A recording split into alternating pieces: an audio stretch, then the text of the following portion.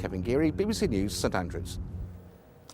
This was them 15 years ago. Now Take That are back. They're reforming, this time with Robbie Williams. They've recorded a new album. It'll be released in November. Our entertainment correspondent Lisa Mzimba has more.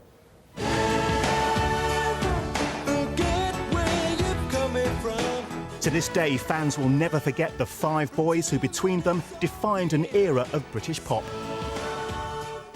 80 million albums sold worldwide, 17 #1 singles, and playing over the years to audiences of 14.5 million people.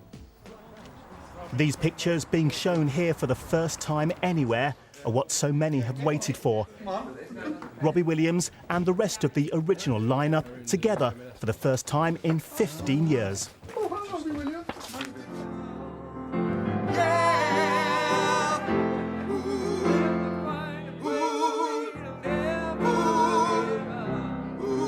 They've been recording a new album due for release in November, and for which expectation will no doubt be huge.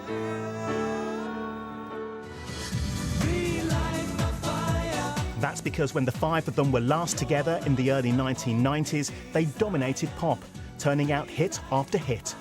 So fans were devastated when in 1995, the five members became four.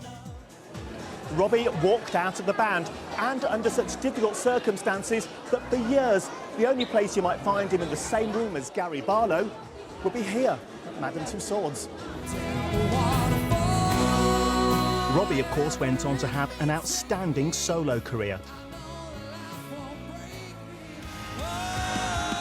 While the remaining members of Take That disbanded, only to get back together again to massive acclaim 5 years ago.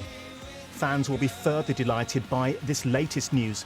It's kind of putting to an end this saga that's consumed pop music for the last 15 years or so. You know, when will Take That get back together? It's, you know, it started off with when will Robbie and Gary make friends again? Obviously that happened, and from the point where it was obvious that people weren't anti the idea of them getting back together, I think it was just a question of when.